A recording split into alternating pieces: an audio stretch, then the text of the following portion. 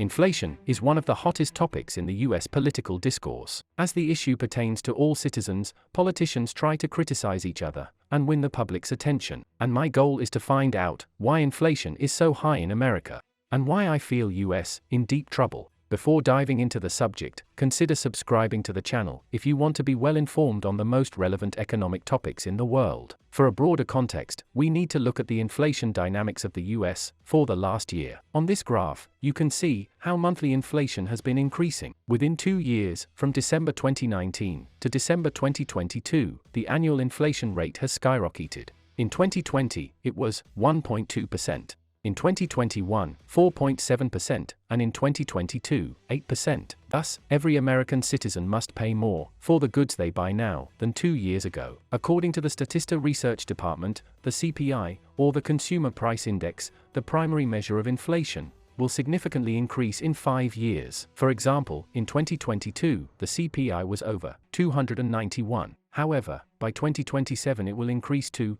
325. Furthermore, the latest report from the US Bureau of Labor Statistics shows that the path to tame the inflation rate could be smoother. According to the Consumer Price Index summary, the Consumer Price Index for all urban consumers rose 0.5% in January, on a seasonally adjusted basis, after increasing 0.1% in December, the US Bureau of Labor Statistics reported today. Over the last 12 months, the All Items Index increased 6.4% before seasonal adjustment. Thus, the overall adjusted inflation is 6.4% as of January 2023. However, I emphasize 3 categories most vulnerable to high prices: food, energy, and services. Food.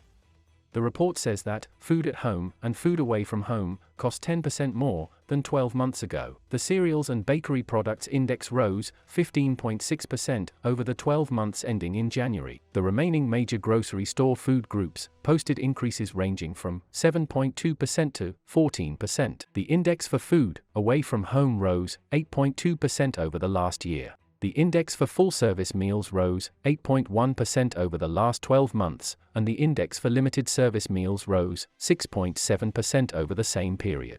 Energy.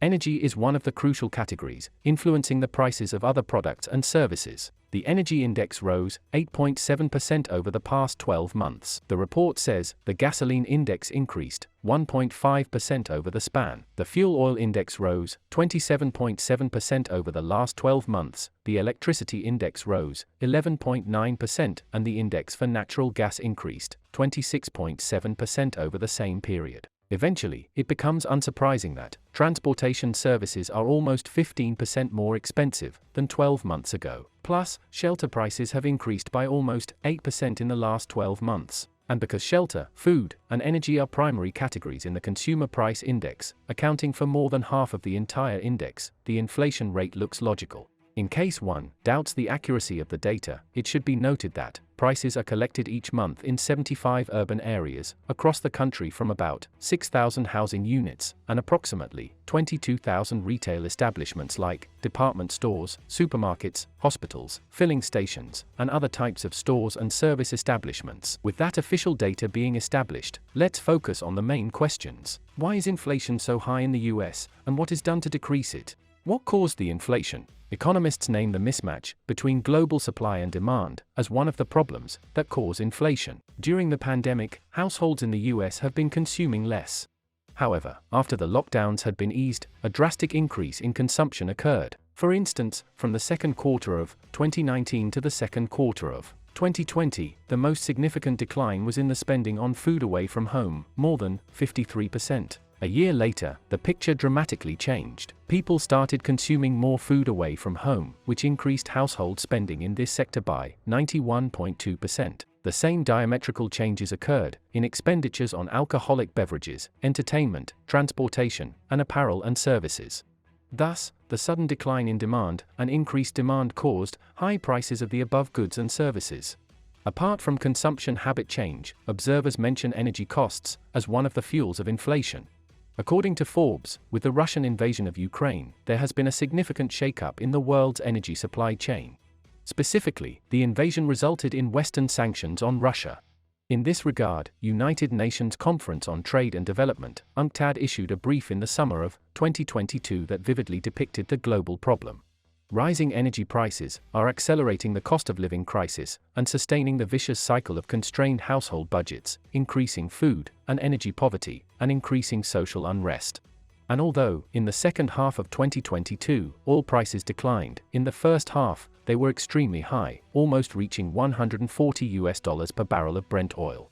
Plus, in 2022, the wholesale US natural gas spot price, at the national benchmark Henry Hub in Louisiana, averaged $6.45 per million British thermal units, the highest annual average, in both real and nominal terms, since 2008, based on data from Refinitiv Icon. Inadequate response. Lastly, I wanted to show what has been done to decrease inflation. The US Federal Reserve is an institution responsible for controlling inflation. However, experts criticize its decisions and say they worsen the inflation rates. To combat inflation, Fed Reserve started to increase interest rates. The goal was to influence the borrowing, and as a result of its decrease, the inflation would come to regular rates, usually 2%. After ineffective interference in May, the interest rates were hiked to a target range of 3.75% to 4% in November of the last year. In July, after the inflation hit the 40-year record high of 9.1%, Biden and his administration proposed a whopping $260 billion Inflation Reduction Act, which the White House claimed would lower costs, reduce inflation, and address a range of critical and long-standing economic challenges. The act was adopted, however, it is very comprehensive and complicated. According to McKinsey & Company, the Inflation Reduction Act contains $500 billion in new spending and tax breaks that aim to boost clean energy, reduce healthcare costs, and increase tax revenues. Despite its comprehensive nature, it is primarily designed to tackle climate change issues and will not affect inflation in the short term. Out of the authorized $430 billion, $300 billion will be allocated for investments to curb climate change and boost clean energy. Moreover, according to the Nonpartisan Congressional Budget Office, the changes would have a negligible impact on inflation this year and next. Consequently, the legislation caused not only adverse reactions among the members of the Republican Party, but also the European Union. The head of the European Parliament's Trade Committee said that the bill might put the US carmaker and energy companies at a massive advantage due to enormous tax incentives. One thing is clear, there is no short-term solution to inflation in the US, and the calculation of the long-term scenario is complicated due to domestic and global issues. Thank you for watching. If you enjoyed the video, please click the like button and subscribe to the channel.